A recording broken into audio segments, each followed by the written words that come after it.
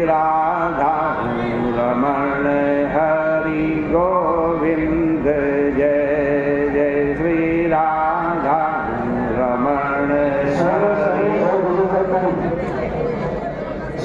आगे सुखदेव जी महाराज कहते हैं कि जब देवताओं को भगवान की सहायता प्राप्त हुई तो उनका बल बहुत बढ़ गया और उन लोगों ने असुरों पर भीषण प्रहार प्रारंभ कर दिया। इंद्र ने अपने हाथ में वज्र उठा लिया और बलि को मारने के लिए उद्यत हो गए। सृष्टि में हाय हाय मच गई। इंद्र ने ललकारते हुए कहा कि बलि, तुम हम लोगों के साथ माया का व्यवहार करते हो। हम तो स्वयं माया के अधिपति हैं, लेकिन तुम माया से स्वर्ग के राजा बनना चाहते हो। अभी तुम्हारा वज्र से सिर काटता हूं। बलि ने कहा कि इंद्र, हम दोनों युद्ध में आमने सामने खड़े हैं। हम में से किसी न किसी की तो काल के अनुसार कीर्ति अपकीर्ति जय और पराजय होगी ही। जब लड़ रहे हैं तो कोई जीतेगा कोई हारेगा, किसी को कीर्ति मिलेगी किसी को अकीर्ति प्राप्त होगी। महात्मा लोग इस बात को जानते हैं। वे न जय से ज़्यादा प्रसन्न होते हैं न ही पराजय से बहुत दुखी होते हैं। तुम मूर्ख हो जो अहंकार करते हो। हम तुम्हारी बात को ग्रहण नहीं करते हैं। यह कहते हुए बलि ने इंद्र पर बहुत बाण चलाए, लेकिन इंद्र ने बलि को वज्र से मार करके धरती पर गिरा दिया। अब जंभासुर जो बलि का मित्र था लड़ने के लिए आया। उसने ऐसी गदा मारी कि ऐरावत के घुटने टेक दिए।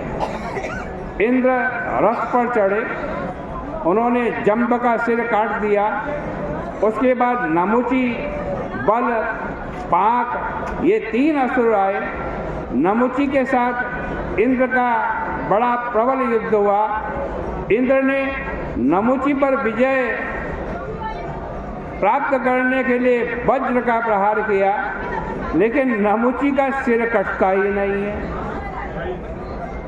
इंद्र बड़ी चिंता में पड़ गए। भाई क्या बात, मैं वज्र मार रहा हूँ, वज्र से भी इस राक्षस का सिर क्यों नहीं कटता। उसी समय आकाशवाणी हुई, कहा कि देखो इसको वरदान है। क्या? न ये किसी गीली वस्तु से मर सकता है न किसी सूखी वस्तु से मर सकता है। तब इंद्र ने युक्ति से वज्र के साथ समुद्र का फेन लगाया और उसके बाद नमुची के सिर को काट दिया। महात्माओं ने इंद्र की बहुत स्तुति की। देवताओं की जीत हो गई। देवताओं ने इंद्र का बड़ा स्वागत सत्कार किया, किंतु जब देवता लोग दैत्यों को ढूंढ ढूंढ करके मारने लगे, तब नारद जी ने आकर कहा कि इसमें तुम लोगों की कोई बहादुरी नहीं है। भगवान के भुजाश्रय से तुम लोगों को अमृत की प्राप्ति हो गई। लक्ष्मी ने तुम्हें कृपा दृष्टि से देखा, तुम्हारी वृद्धि हो गई। अब व्यर्थ में द्वेष करने से कोई लाभ नहीं। देवता लोगों ने नारद जी की बात पर बहुत ध्यान दिया और युद्ध करना छोड़ दिया।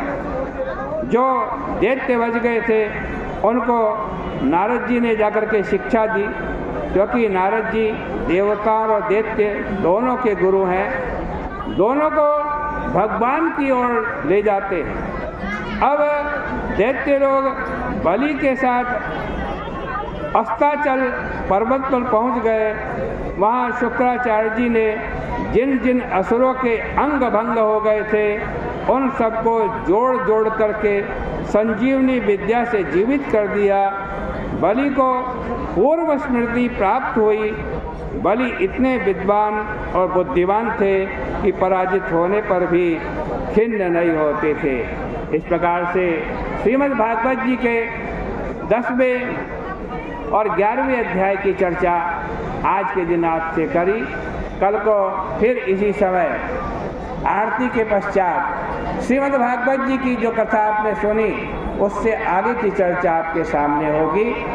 यहीं पर विराम करते हैं।